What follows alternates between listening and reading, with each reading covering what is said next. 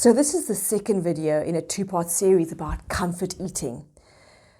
For those of us who use food to cope with stress, with anxiety, with upset, with boredom, with emptiness, when there's something in us that feels uncomfortable, we reach out for food. Usually something sweet, chocolate, biscuits, cake, or sometimes something savory that's usually high in salt and carbohydrates and fat, like crisps. So if you haven't watched the first video, please do so. And this video is really about what do we do? How do you help yourself if you find that you are overeating, that you're binging or starving, and that somehow you are using food to cope with your life and it's becoming unmanageable, it's taking over, and it's actually having bad effects in your life, whether it's physically, emotionally, or spiritually, relationally, it's impacting your life negatively. This video is for you. So what do we do? Of course, there are many ways of dealing with overeating and comfort eating, but I have the 6 R's that I use. Okay, the first one is to reorganize your life. In other words, on a very practical, physical level, you need to do some reorganizing. And the basic things are to start looking after yourself. And that is moving your body, looking at what do you keep in your house. And as much as possible, and I'll be really quite strict about it in the beginning. Okay, we need containment, is to really remove foods that are trigger foods for you. Okay, sweets, chocolates, biscuits, cakes, pastries, crisps, pies, all those kind of foods that are your go-to binge foods. Get rid of them out of your house. Coca-Cola, sugary drinks, is to actually remove that. It's actually an act of self-love. In reorganizing your life, find some kind of routine where you include exercise and good sleep. When we are very tired and exhausted, we are much more prone to overeating and binging. So reorganizing your life is looking at it on a practical level and say, what can you do to support yourself from a place of love to minimize the chances or the incidences of binging and overeating. The second thing is to resource. Okay, resource yourself, get help. Very difficult to do the journey on your own. Okay, part of the journey of overeating is the secrecy around it. So it's to get help. Find something that works for you. For myself, as I spoke in my first video, what helped me tremendously was embodiment practices like conscious dance, movement medicine. I met a tantric teacher. I went to a metaphysics teacher at the time, Colleen Joy. All these different facets helped me come back home into my body, reconnect with feeling. I learned tools, how to be with uncomfortable feelings. What do I do when these things show up instead of reaching out for food? The third R is, as I said, is remove. Remove yourself from situations that trigger you. Like I know for sure, evening time was really difficult for me. Be good during the day, but once that sun set, it's like the gremlins would come out and I would just change into another person. I felt possessed at times.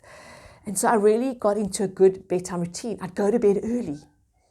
I would have my supper, brush my teeth, have a meditation practice and go to bed. I'd also remove myself from situations where I got triggered. Like say, for example, I would have people over and have all this extra food. I'd give it to them, say, please take it home. I don't want to have this food in my house.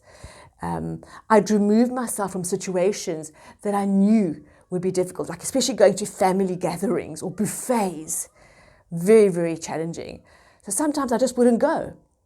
And I'd just very gently share, that I'm not able to come today, until I got stronger and I built capacity and I found tools and I started on the journey of healing.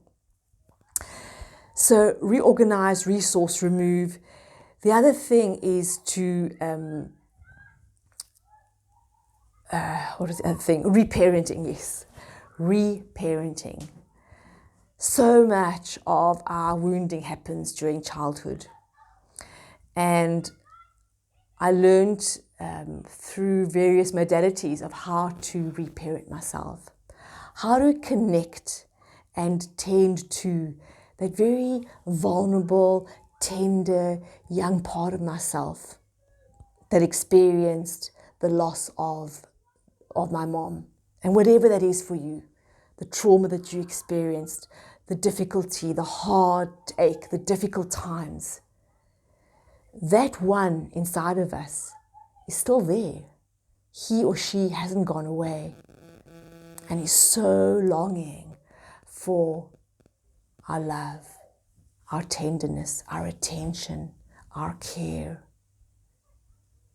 And we can learn ways to give to that young one what he or she never got as a young child. The care, the attention, the love, the acceptance, the validation, the acknowledgement, the comfort, the reassurance. Truly being seen, being met, being heard, being loved. And learning ways to reparent ourselves is extremely empowering. And it's a practice. It's not just, you learn it once off, it's done. It's a continuous practice. And as the wounded child heals and feels safe again and feels cared and belongs, she starts to grow and express in beautiful ways of creativity and spontaneity and awe and wonder and play. So much comes out through this journey of reparenting and healing the very young, vulnerable part of ourselves. And the last thing I want to speak is about refuge. And what I mean by that is to cultivate and inquire into the real depth and truth of your beingness. Beyond doing, beyond the roles that you play, beyond your gender and all of that stuff, is to really go deep into exploring and inquiring and being curious about who you really are.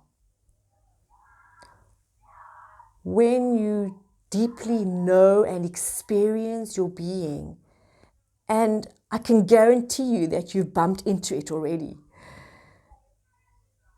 when you know that place as a sense of spaciousness, openness, peace, a quiet joy,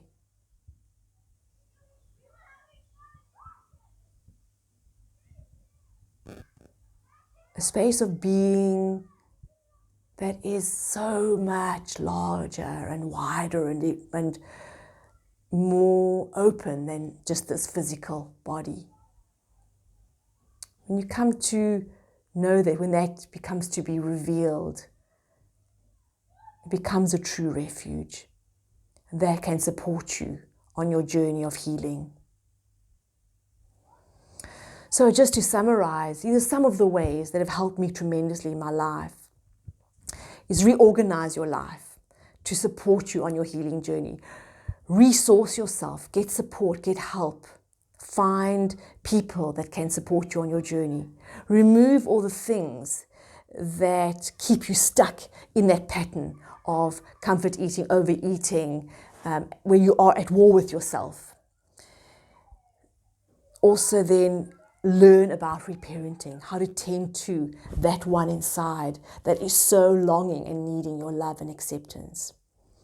And then the refuge, the place within, all around, words are very difficult to find, but a true knowing of your beingness, which becomes a home, a true belonging, the deepest and purest sense of love, of beingness. So I hope that's been helpful. My name is Julia. I'm a spiral connector life coach. And from my own journey as someone who suffered with bulimia for so many years, I've come to a place of true freedom with food, and I love to share, to help and support other people on their journey. So get in touch with me through my website, my email, Facebook, and yeah, let's chat. I offer free 30-minute discovery calls where we can just talk about your life situation and what you are needing and where you're at and what is it that truly would meet the deepest part of you. May you be well and may you find freedom around food. Blessings.